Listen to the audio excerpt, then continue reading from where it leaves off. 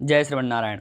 हरिहर ज्योतिर्विज्ञान संस्थान के official YouTube channel पर मैं ब्रजेश पाठक ज्योतिषाचार्य आपका बहुत बहुत स्वागत करता हूं। इस समय हम लोग रत्नों पर चर्चा कर रहे हैं। 2-3 तरह के प्रश्नों का उत्तर हमने जाना है। आज एक और प्रश्न का उत्तर मैं आप सबों के साथ साझा कर रहा हूं। इस प्रश्न को पूछा है महाराष्ट्र के एक व्यक्ति ने। उनका पूछना है कि क्या पन्ना और पुखराज एक साथ धारण कर सकते हैं, क्योंकि कई लोग मना करते हैं कि एक साथ इन दोनों रत्नों को नहीं पहनना चाहिए।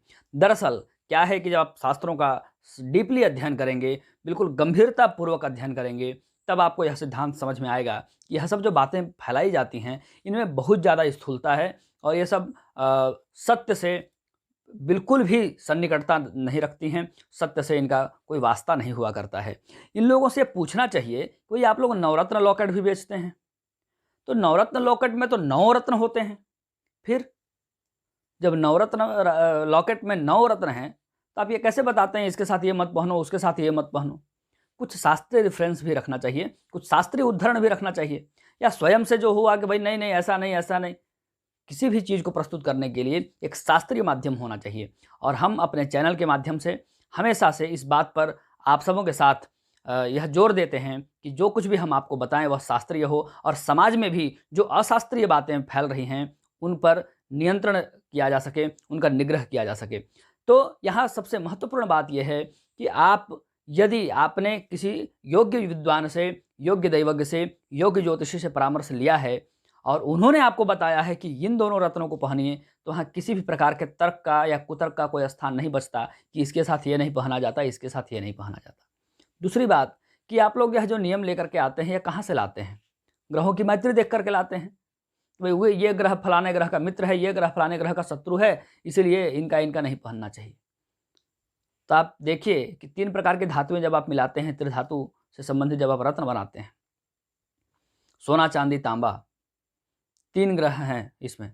3 ग्रहों के ये धातुएं हैं।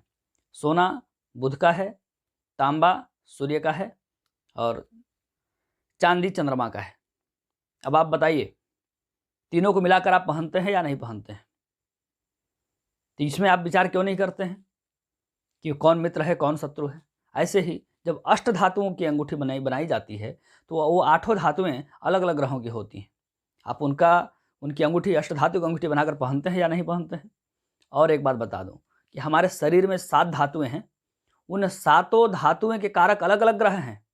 आप फलित राजेंद्र में इस बात का प्रमाण देख सकते हैं। 7 धातुओं के अलग अलग कारक ग्रह हैं, वो सभी हमारे शरीर में विद्यमान हैं या नहीं है? रत्न को धारण करने से पहले यह विचार नहीं करना चाहिए कि इसके साथ यह पहने कि नहीं, इसके साथ यह पहने कि नहीं, इसका साथ यह पहने कि नहीं। यह विचार करना चाहिए कि मेरे लिए कौन सा रत्न उपयुक्त है। विचार करने की जो शैली है वह यहाँ से शुरू होनी चाहिए कि मेरे लिए कौन सा रत्न उपयुक्त है, कौन सा रत्न मेरे कुंडली के अनुकूल है, कौन सा रत्न मेरी ग्रह दशा के अनुकूल है, कौन सा रत्न मेरे जीवन के अनुकूल है। जब आप इसका विचार कर लेंगे, उसके बाद आप किसी भी रत्न को धारण करें, कोई दिक्कत नहीं है। यहाँ तक मैं कह देता हूँ, यहाँ तक कि आप माणिक्य के साथ गोमेद भी धारण करें तो भी कोई दिक्कत नहीं है, यदि आपने प्रॉपर एनालिसिस किया है। फिर मिलते हैं अगले ही ऐसे इंटरेस्टिंग वीडियो के साथ। यदि आपके पास भी कोई प्रश्न हो तो आप हमारे साथ साझा करें। जय श्रीमन नारायण।